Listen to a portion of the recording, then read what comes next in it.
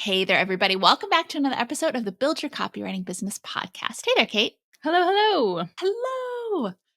Okay, guys, today we are going to talk about what is getting in your way or what may be getting in your way.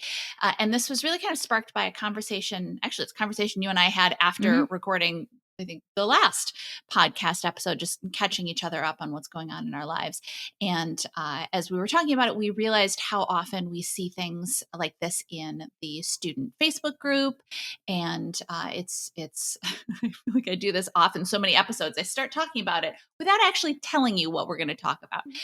We lure them in. I'm a walking cliffhanger.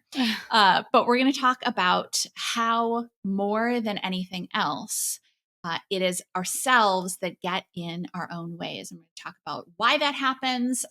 We have a couple of examples from our own lives, stuff we've seen, not just with students, but just kind of overall, and then talk about some ways to overcome that, to get out of our own ways. Yes.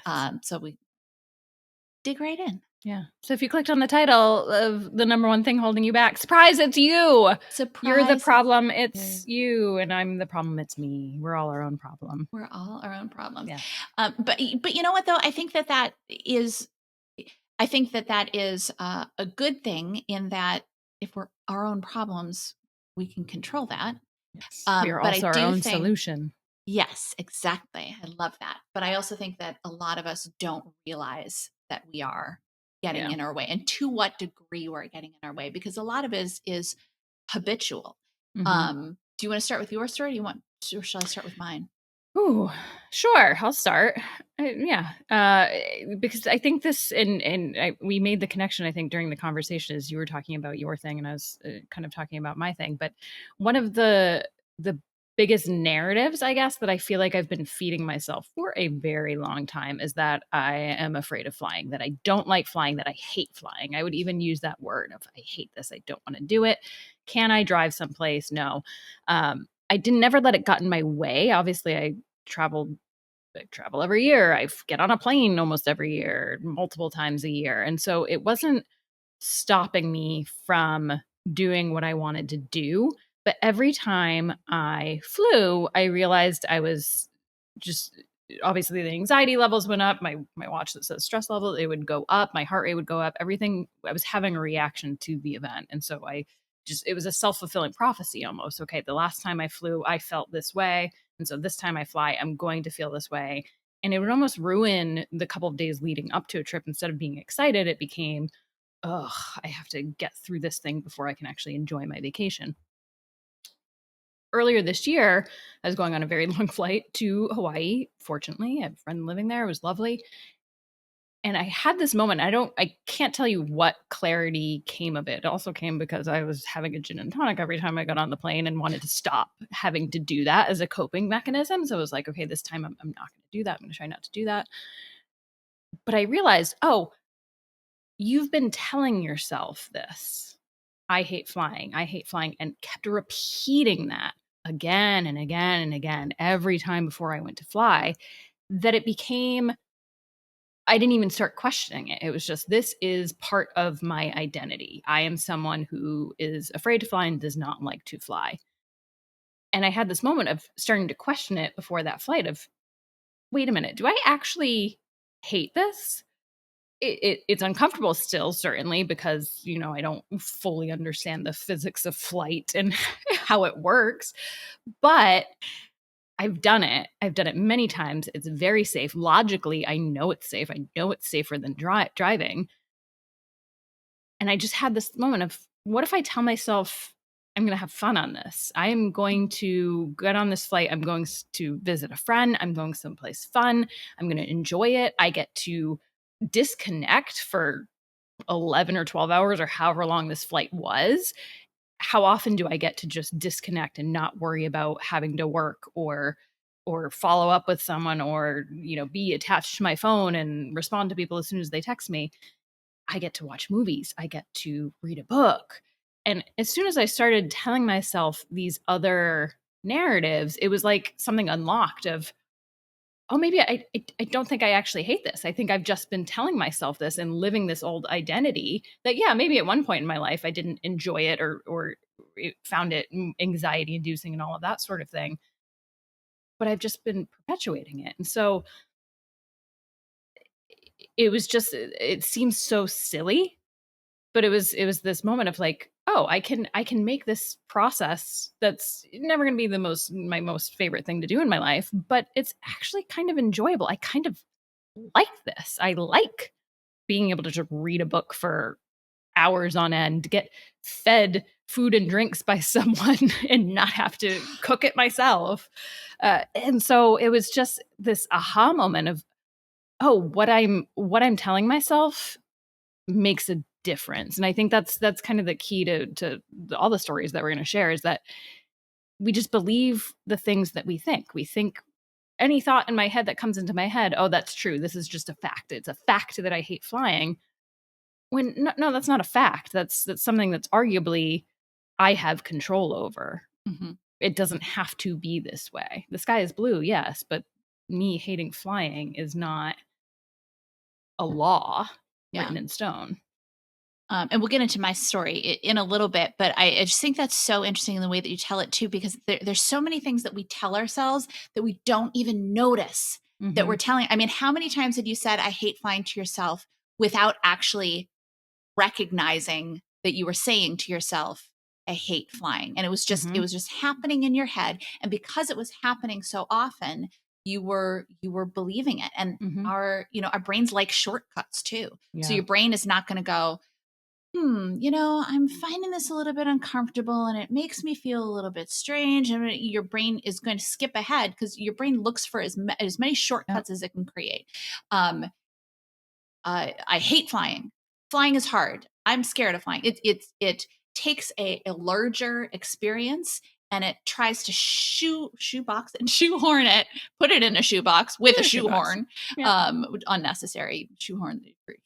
But in ways that are not always beneficial to us. And we can teach the brain to do it differently, but those shortcuts are often self-fulfilling, like you were saying with the I hate flying. I feel like we see it a lot with and I think we'll use students as an example, or maybe newer copywriters, but I also want everybody to understand that once you start looking for this, you're going to see this everywhere. all over. Exactly. We're human. Exactly. We're human. This is what humans do.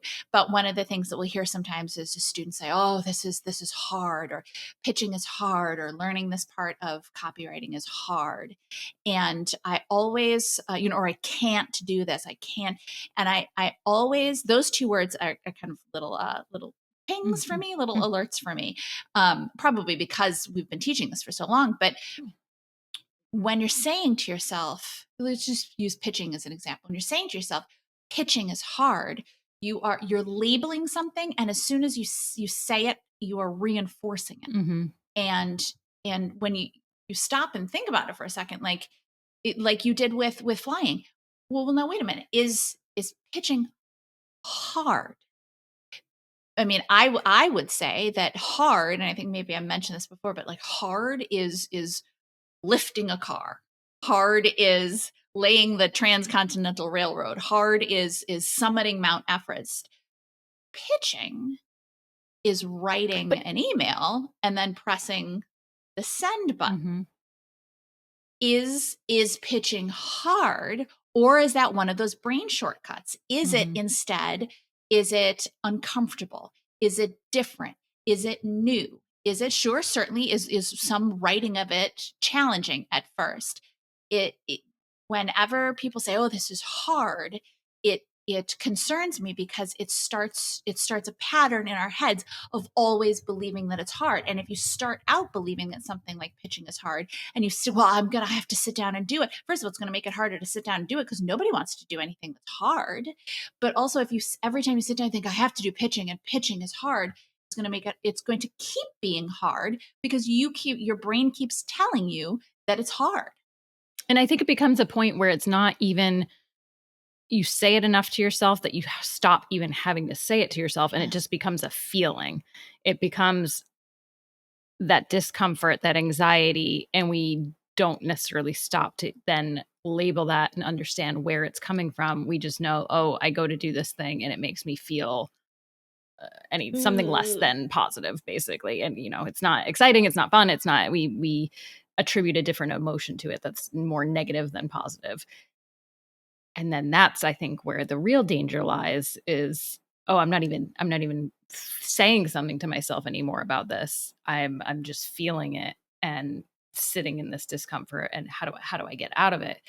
And arguably, though, too, so even the hardest things, even summiting Mount Everest or laying the Transcontinental Railroad, I don't even know if I'd say hard. They're on the scale of pitching to summiting Mount Everest. Yeah, a different level of preparation is needed.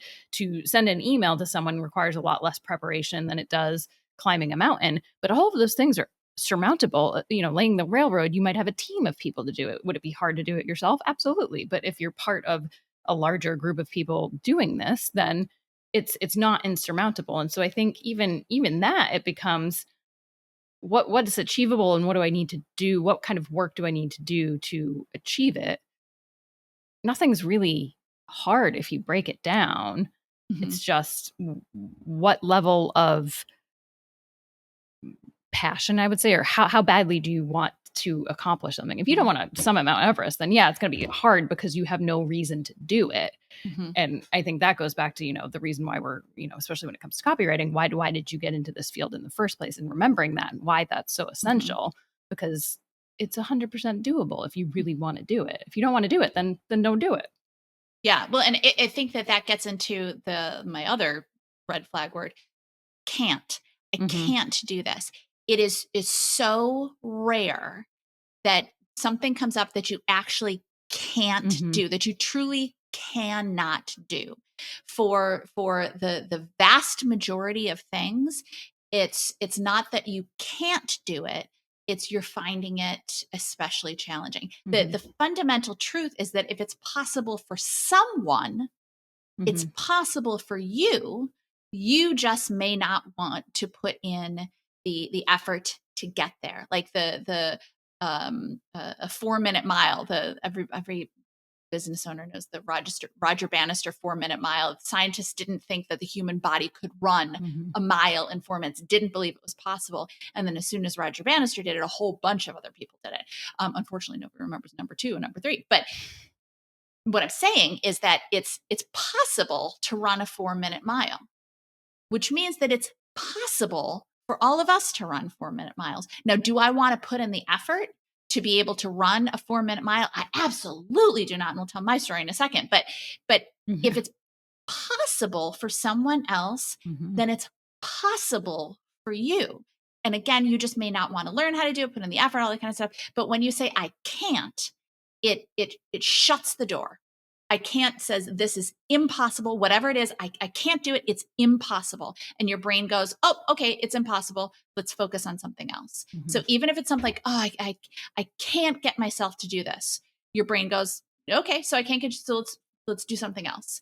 Instead of how can I get myself to do this? Or I guess we'll talk a little bit more about that. But I can't, and it's hard. These are definitive words that again are shortcuts, but they're not shortcuts in a good way. And so the running thing is speaking of running, speaking of running. And again, I do have no desire to do a 4-minute mile, but I have always, as long as I can remember, I have disliked running. Like really disliked it. I was a very unathletic kid. Chubby through elementary school and into middle school. And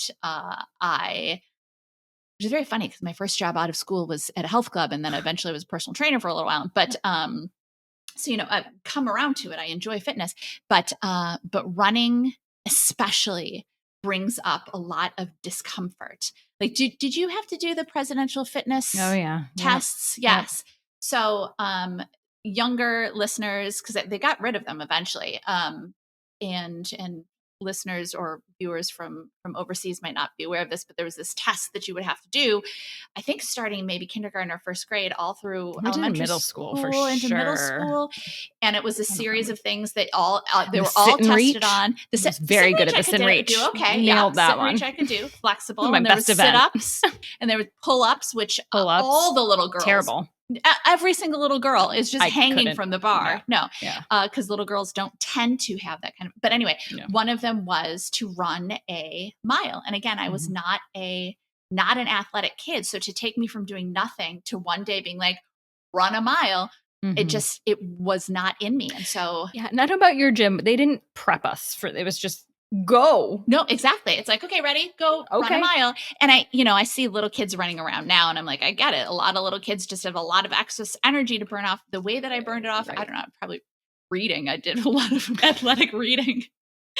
But it would be every year, it would be me.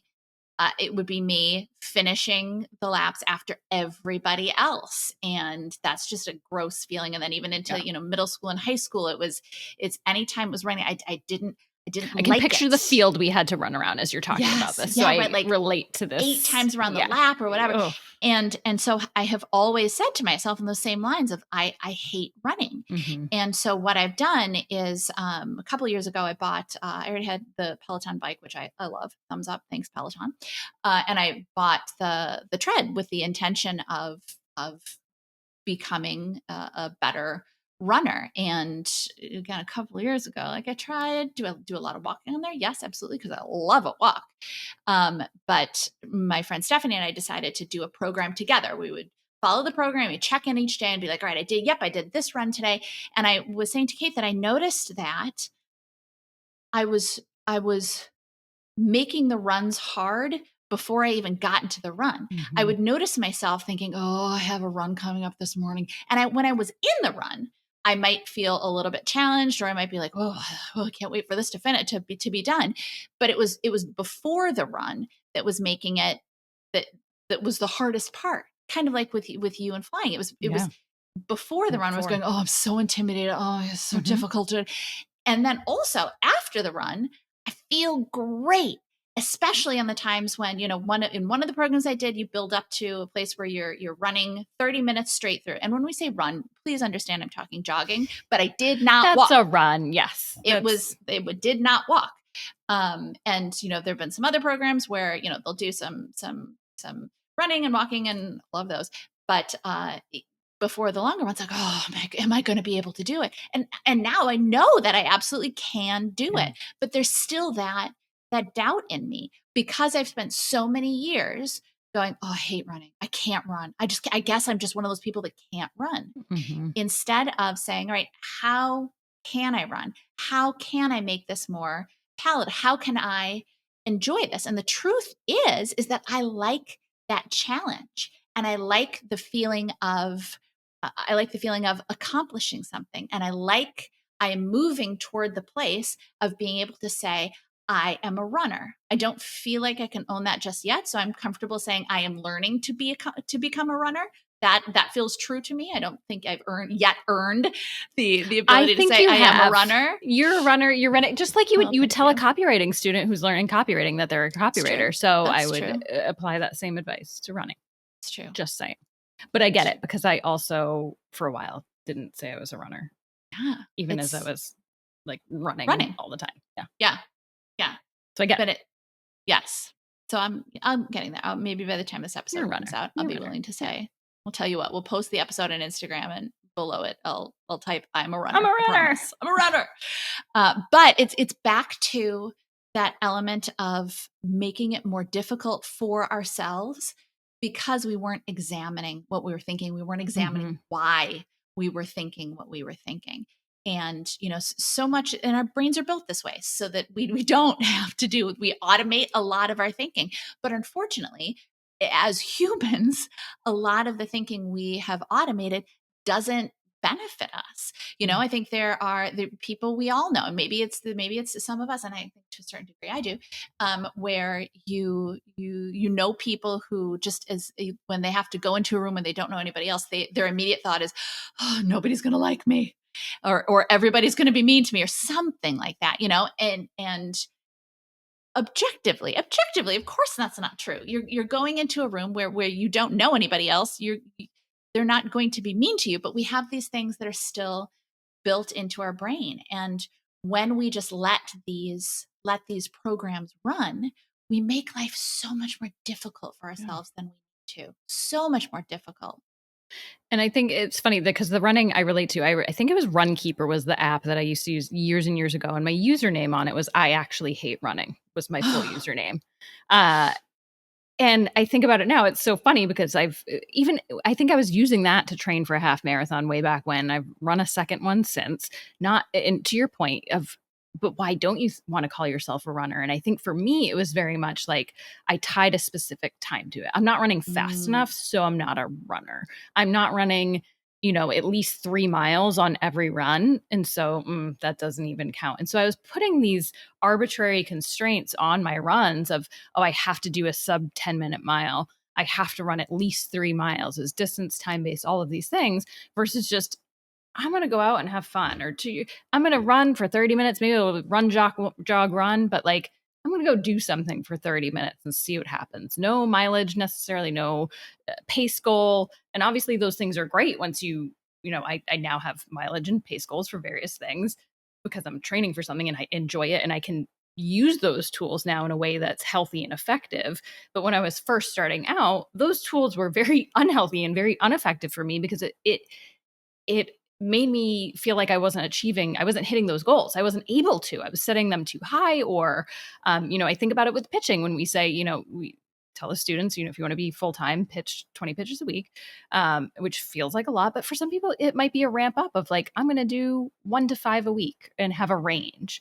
Or get rid of it. And like what works for you to be consistent, I think is really the key with running, certainly with pitching, with learning copywriting in the first place of how many days a week can you actually devote to learning, or is it 1 day a week, and is it for whatever it is, or does it vary week to week? And I think getting creative with what we actually either are uncomfortable about with something or what we want to achieve, just approaching it from different angles and not having these arbitrary things that we think we have to do. We don't have to do anything. Mhm. Yeah, I think so much of the stuff that we label as hard or I can't or this makes me scared or it's what it really comes down to is that it makes us uncomfortable. And I really would suggest that everybody listening or watching take a moment to think about the stuff that in our lives that we label as hard or scary, or it's very like the what we're truly experiencing is discomfort. And the Mm-hmm. thing is that we can get used to a little discomfort and make it, like, oh, it makes me uncomfortable to. Okay, so do a little bit of that. And the more you do a little bit of that, the easier it's going to get. Like with running, I do a shorter run and then, okay, I'm less intimidated. Like right now, it's so funny. Like a 20-minute class, no problem. Cause I know there's like a 4-minute warm up, a 1-minute cool down, and like 15 minutes of running. Like, 15 minutes of running, I could totally do that. But a 30-minute class with 25 minutes of it's right. These arbitrary things in our head, but I'm stretching myself little by little Mm-hmm. and stretching where my comfort zone is, pushing those barriers out a little bit. And number one, that's how we grow as people, not just as runners, but as copywriters, as people, as there are things in all facets of life that make us uncomfortable. Talking to strangers, asking somebody out, having a conversation with a spouse, all of this kind of stuff. Yeah. Um, but we can make it more comfortable just by doing the uncomfortable things more often until we look back and go, oh, hey, look at that. Mm-hmm.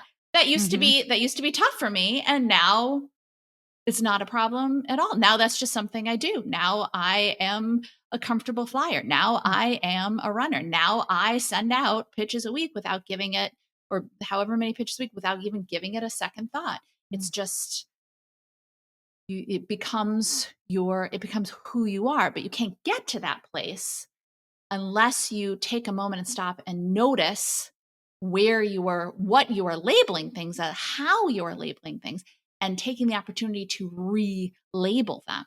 Yeah. And even just admitting that you're uncomfortable. I think sometimes it can be hard to even say I'm uncomfortable because we're adults and we feel like we should be tough and have our you poop in a group, as our operations manager Caitlin likes to say. That's the more appropriate version of that phrase. Having our poop in a group, yes. not to poop in a group, just to Correct. be clear in case that got muddled. Thank you for clarifying. Yeah. Yes. But I think, not to get all therapy on this, but I think the vulnerability aspect of even admitting that we are feeling discomfort, being uncomfortable it can be challenging for some people. We're not used to doing it because we feel like we should present this kind of perfect face to the world, and that for us to be anything less than knowing what we're doing is not okay, when that's so far from the truth. But I think we're living in a society where we're still learning how to quote unquote fail. I'm not even going to say fail, but how to just be honest with how we're feeling, and that not everything goes according to plan, and we all know that. But I think to admit it and feel it and be okay with it is another step.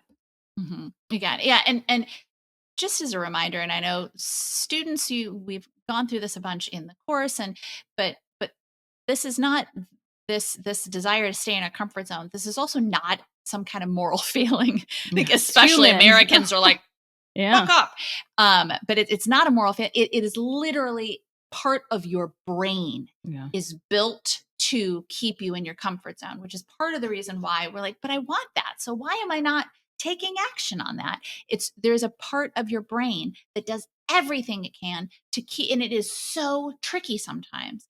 It does everything it can to keep you in that comfort zone, to discourage you from trying something new, to discourage you from stretching. But we have to identify that and work around it. But it's not that there's anything wrong with us. It's not some kind of failing on our part. Like, oh gosh, if I only had more willpower. Oh gosh, if I were only stronger. Oh gosh, if I only were braver. Or think it's not about bravery or strength or any of that kind of stuff. There is a part of your brain that's, as soon as you do something that is, you can get, oh, like, yes, I'm going to get into, I finally found a career I'm really interested in. I'm going to get into copywriting. Yay. And you can be super excited. And then the next day, this part of your brain, because it sees you start heading toward the edge of your comfort zone, this part of your brain kicks up and goes, well, you know what? You tried that other thing, and that other thing didn't go so well. This is probably going to be a lot like this too. Maybe you should just give up now, or any number of different, the very insidious part of the brain. But that's part of the process, though. And that's part how we move past is noticing these things that part of the brain is saying and going, I hear you. I recognize that is being said. I'm going to do this anyway. And here's how I'm going to keep doing this anyway. Or asking yourself questions. The brain loves answering questions. So when you can ask questions that get you good results, not why do I suck so much, but how can I do this more effectively? How can I is a really, really great way to get your brain to give you some useful answers. Yeah, and I think the sooner you can start doing it, the better, because, I think about all of the wasted time and energy I had on being like, I hate flying. I could have saved myself so much trouble and had so much more enjoyable time leading up to so many of my trips and travels. And I'm sure for years you could have been running, and heck, you might be, not to discount, I'm so proud of how far you've come, and that Thank you. We might run a 5K. I'm saying might, but I'm willing to do it. I think it'll happen. Yes, which is awesome. But like, we could have done that 3 years ago had we recognized these things, or 4 years, however many, since Kate, middle school. I could have done it 30 years ago. Right. Yes, which is insane. And not to use your example for this, I think it's an easier one but the flying one too, of years, literally, that I could have saved. And so often I feel like we get in our own ways, and think about where you want to be, I think. And the sooner that you can start making changes, even if they're so tiny to get there, you will get there. I think about where I was a year ago, and there's no way I could imagine where I am now, but I wouldn't be here if I didn't pursue different opportunities that came up. And so I think it goes for anything. If there's an opportunity you want, start pursuing it, even if it takes time to get there, which for some things it might, and just life happens, whatever. But how much better, and what a better feeling to be making progress towards something than to look back and be like, wow, I've spent 30 years not doing this thing that I actually enjoy, or however many years it ends up being for you. I think that's a far more frustrating thing to deal with of, I could Why have. didn't I do something back then? Yes. Yeah. Yes. And And not so that I regret it, because I of know that, course. Yeah. we're all learning and growing. But yeah, I absolutely agree.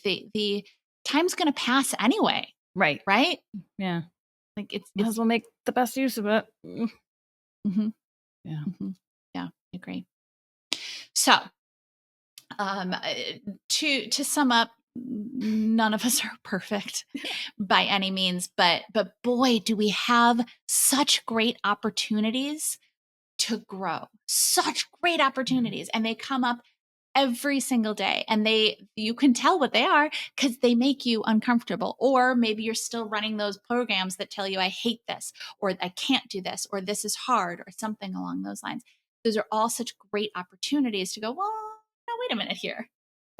What am I actually experiencing? What's actually going on? And I want to just, there's so many people that don't bother doing this thinking, that go through their whole lives just kind of listening to everything their brain says to them, that keep themselves in an artificially small experience of life. And our students are so amazing because they're already stepping outside of their comfort zone, right? Even just by saying, all right, I'm gonna try this new thing, and so you get, and listeners, maybe if you're not students yet, you're still exploring something new, and that is so great. And so I would just encourage you, encourage all of us, to encourage each other to just keep doing it. Examine the things that we say to ourselves. Don't believe everything you think. Examine the things that we say to ourselves, and just be willing to be a little uncomfortable, because all of the best things in life come on the other side of that discomfort. Yeah. And if you already have something in mind, that if you have your own flying, running version, pop it. If you're watching on YouTube, pop it in the comments. Let us know. Please do. If on Instagram, share it with us. I think it's helpful for other people to see because, again, if you're amenable, I don't want anyone sharing things or that they're not comfortable sharing. But hey, that's another opportunity to get outside your comfort zone. Maybe something to think about. Yeah. Yes. But I think it helps for other people to see and go, oh yeah, that's something that I didn't even realize was making me feel that too. And it makes us all feel like we're in this together, which we are. Mm-hmm. So we can help each other out. Yeah. Whatever you're experiencing, I guarantee you are not the only person that is experiencing it. Yeah. So share. All right. Well, hopefully we've given you some things to think about today. And so I am willing to make the commitment. By the time this comes out, I will be willing to say that I am a runner. I'm already Kate, calling you a runner. what are you? Thank you. I know. What are you thinking? I'm a flyer. I don't know. I feel like that's a very. What about I'm comfortable with flying? Or Yeah, I guess flying's fine. Flying's fine. Mm-hmm. I don't know if that's progress enough for me. Do you think eventually you'll be able to, and then a genuine question, I'm not trying to analyze you or anything. Do you think eventually you'll be able to get to enjoy flying? I think so, because I have in the past. It's funny. It hasn't always been, it's come and gone in my life of how I feel about it. But yeah, I think so. And I think it depends if I'm alone, if I'm with someone, all of that sort of thing. I think I enjoy it more when I'm with someone. Well, maybe you can be open to enjoying flying. Yeah, I like that. I'm open to enjoying it. I think and I guess it's not that I don't enjoy it. I just don't want to think too hard on it. Really, is what it comes down. Maybe I fly. I fly. What about you? I fly. Yeah. Mm-hmm. My brother's a pilot too. This is what makes it so fun. What that means is you have ample opportunity to practice. Exactly. Mm-hmm. How lucky for you. So, I'm lucky to fly. I like that. Ooh, I'm fortunate, and it is a privilege to fly, which it 100% is. So I think that might be the direction. We got there. Like it. Yeah. Mm-hmm. If you listening or watching have formulated your own, first of all, share it, and you don't have to have all of your breakthroughs right now within this, past 30 minutes. But like we said, if you're comfortable sharing what you're uncomfortable with, awesome. Or if you know right now what it is, what statement you want to move toward, let us know if you're comfortable sharing. So with that, we will catch you guys in the next episode. Bye, everybody. Like what you heard? Hit subscribe so you never miss a video. And if you're ready to take the first step toward becoming a copywriter yourself, sign up for a free video training right here.